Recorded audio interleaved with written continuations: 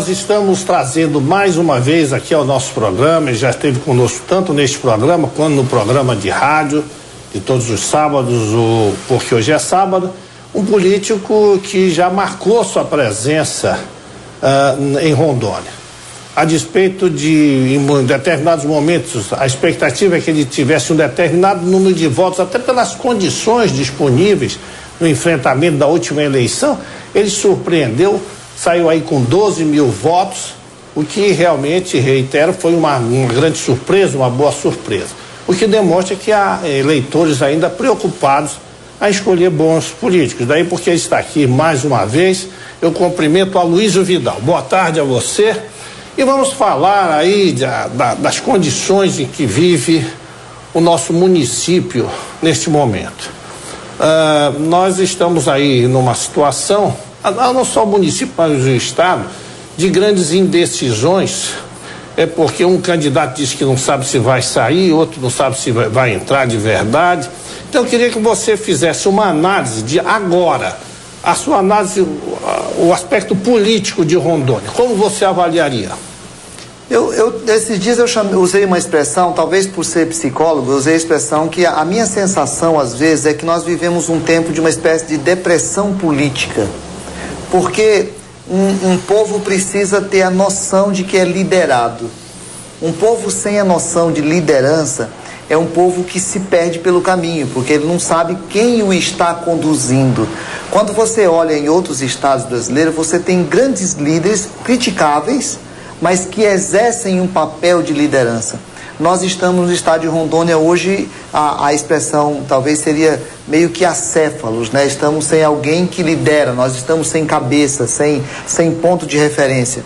Nós não temos hoje uma liderança política. Somos um barco à deriva. Meio que à deriva. Aí assim. Meio totalmente à deriva. É porque quando eu falo, se eu falar totalmente, eu anulo de vez, e aí são pessoas, né? Eu quero lembrar que o governador, eu não conheço intimamente, mas eu tenho respeito por ele enquanto pessoa, e o prefeito, por exemplo, de Porto Velho, eu também tenho respeito por ele enquanto pessoa. Agora, a liderança do governador, quando começou o mandato, a sensação que a gente tinha era que a coisa não ia, mas que em algum instante ia pegar, e está terminando o mandato e a sensação é que não pegou. Aí nós estamos agora numa liderança municipal com a sensação de que não pegou ainda, então a gente fica na esperança de que pegue.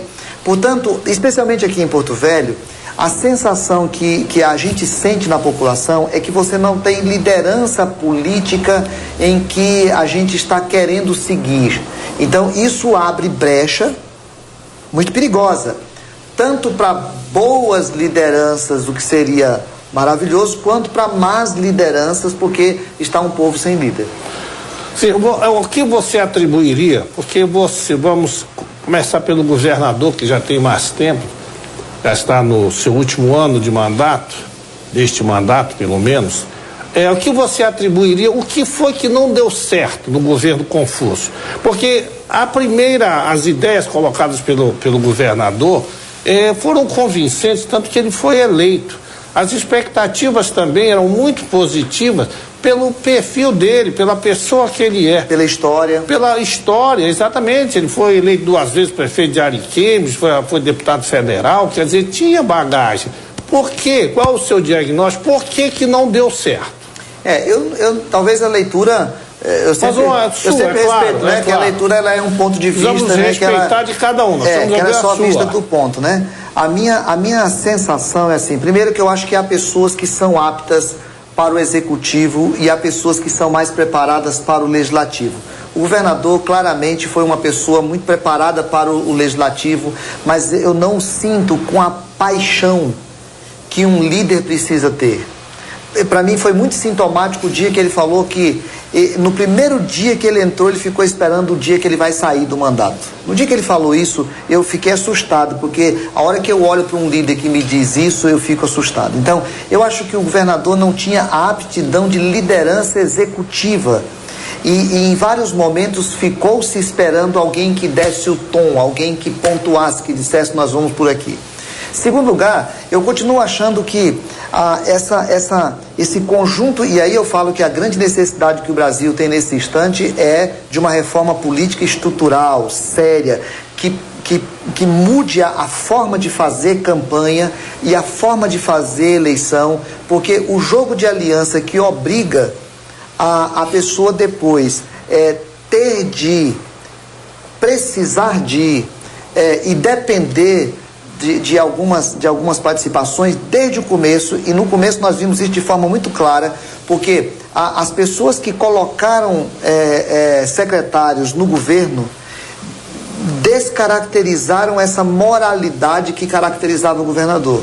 Então, um governador que se enfraquece politicamente por conta das alianças e que não tem a força da reação de líderes, fez com que o governo ficasse numa pasmaceira aí de 3 anos, e que agora eu assisti uma entrevista outro dia, eu ouvi uma entrevista em que o governador dizia assim, que esse ano vai ser o melhor ano, porque Rondônia é show. Então assim, num ano, 8 meses, não vai conseguir mais. Resumindo, fica essas 2 palavras. Acho que é o típico da personalidade que não tem aptidão para executivo e que foi enfraquecido pelas alianças no começo e que não teve a força pessoal para a reação. Sim, mas gostaria que você avaliasse essa questão também. É o seguinte, isso não depende, claro que o sistema conspira contra os fatores positivos para uma gestão, os fatores positivos inclusive para os poderes, tanto executivo quanto legislativo.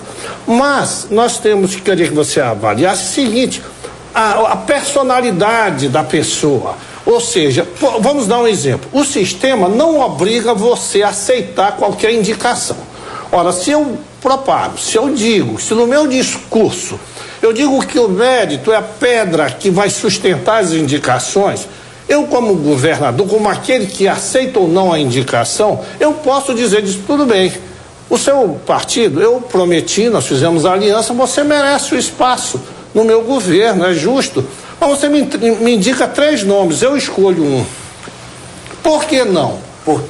Por que não assim? Ora, a gente, óbvio, chega lá e diz, não, a secretaria tal é do seu partido, aí você coloca alguém com interesses, né? Você não, um partido com interesses muitas vezes exclusos, não é? Às vezes, na verdade, é a pessoa projetada naquela outra para se completar disso e aceita. Doutor Viriato, aí que eu falo, é a pessoa que não está preparada, com temperamento, inclusive, para assumir liderança, para assumir chefia. Porque, veja, no começo, agora parou, no meio do mandato em diante parou. No começo era frequente o governador reclamar do secretário fulano de tal, porque eu não coloquei o secretário fulano de tal, trocava de secretário de uma forma muito estranha também. Eu não votei em secretário, eu votei em governador, aliás, votei nele. Ninguém vota em secretário, você vota no prefeito, você vota no vereador. Então, quando o partido que vai fazer aliança, ele coloca o nome tal e eu recebo, sou eu, governador, que estou recebendo.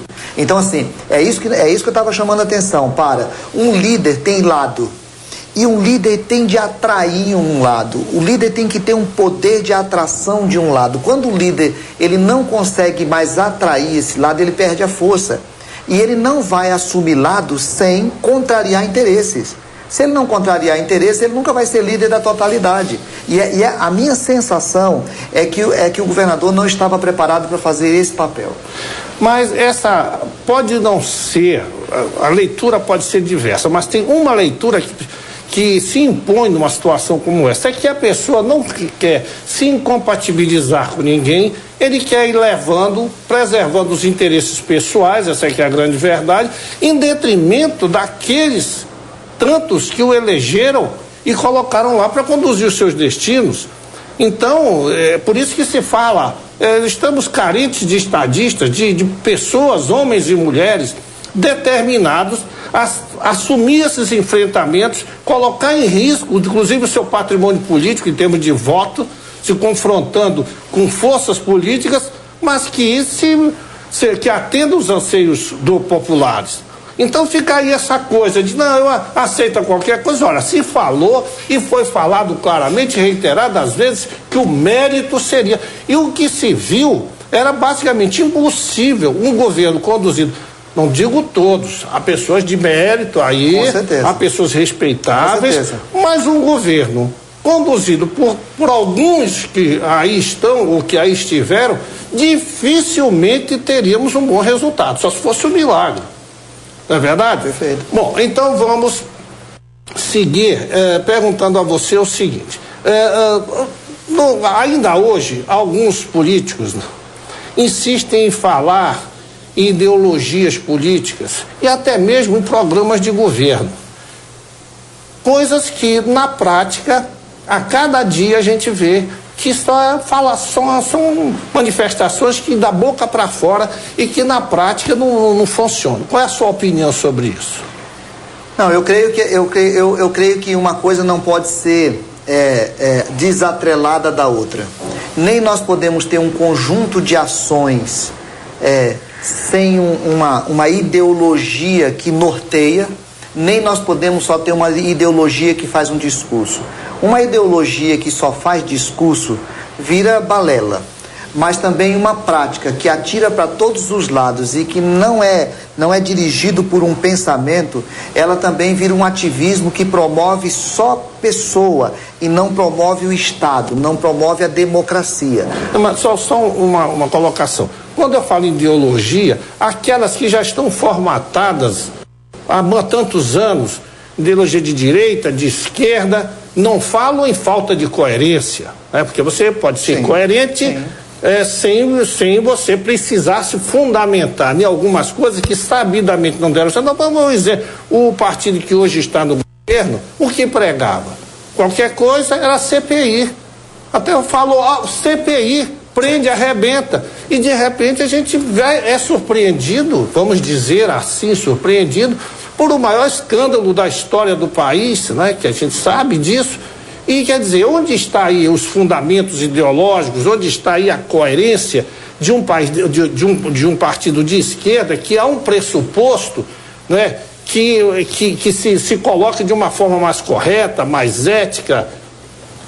Houve incoerência, né? Então o problema não foi a ideologia, o problema foi a incoerência com a própria ideologia. E quando, para assumir o poder, você abre mão da ideologia e tem que se aliar com quem você criticou a vida inteira, você abre mão da sua coerência ideológica. E quem abre mão da coerência ideológica, depois na prática de governo, acaba dando isso também. Porque aí é um desespero para poder manter o poder e não para poder promover um país. Qual a esperança que você tem, né, diante do panorama político, e falo também pessoas sem citar nome, qual a esperança que você tem para as próximas eleições? O que você espera disso aí, diante do que está aí posto, das cartas que já estão aparentemente na mesa? Ainda não estão. Olha, mais... Nós tivemos uma conversa aqui, doutor Viato, logo depois das manifestações que houve no Brasil, né? E eu falo que eu estava com muito medo de que aquelas manifestações não gerassem uma mudança de conceito na população. E fico com medo, de novo, de se efetivar na prática. Eu não tenho muita esperança num primeiro momento, porque as figuras que estão surgindo são as mesmas figuras com as mesmas condições de antes. A gente não pode dizer que nós estamos tendo grandes mudanças nesse instante, né? Então eu estou assustado um pouco. Agora, obviamente que cada vez que vai acontecer, a população tem uma oportunidade. E na hora que eu fico vendo as pessoas falarem que não surgem novos nomes, eu fico triste, porque às vezes são novos nomes que poderiam ter surgido e não se dispuseram a participar. Então agora nós temos de participar ativamente, a sociedade tem de avaliar, conhecer a história. E uma coisa que eu vou bater muito nessa campanha, eu não sei nem o que vai acontecer para frente, mas eu vou bater muito nessa campanha. Quem vai votar, precisa votar em alguém que diga assim: eu colocaria essa pessoa para ser sócio da minha empresa. Eu colocaria a pessoa que eu voto para ser sócio da minha empresa, eu confio na pessoa que eu voto para ser sócio da minha empresa, para eu poder confiar parte dos meus bens à vida dele, para ele cuidar, porque essa pessoa vai dirigir o meu Estado. Então, assim, eu preciso ter seriedade na escolha. E a seriedade na escolha, a gente pode até se decepcionar com o novo que nós ainda não conhecemos, mas não podemos decepcionar de novo com o velho que nós já conhecemos. Bem, Aloysio, foi um grande prazer tê-lo aqui novamente, sempre trazendo informações muito sensatas e não sabemos qual é a sua pretensão e talvez não seja a hora mais exata para dizê-la, mas nós desejamos que você continue a sua trajetória, construindo aí um patrimônio político que você já construiu, né? Inclusive em votos, que já demonstrou isso. E a nossa expectativa é que políticos como você possam ascender aos cargos e que possam realmente fazer o que nós, que moramos aqui, a nossa Rondônia, a nossa amada Porto Velho, esperamos há tanto tempo, mas infelizmente ainda não tivemos oportunidade de ver. Aí para as suas considerações finais. Senhor vereador, eu agradeço esse instante, esse espaço, e assim, eu espero que cada cidadão faça isso, que cada cidadão se sinta responsável por promover a cidade. É um programa que é criado, é alguém que se candidata, é o outro que participa na associação, é o outro que dirige melhor no trânsito, porque a nossa sociedade é resultado do que nós estamos sendo. Então eu desejo um 2014 de muita responsabilidade para Rondônia, e agora todos nós somos atores principais. Então, bom 2014 para nós e bom processo que a gente tem pela frente. Muito obrigado. Ok, sucesso. Obrigado. Mas você vai ficar aí, é claro, Viva Porto Velho apenas está conversando.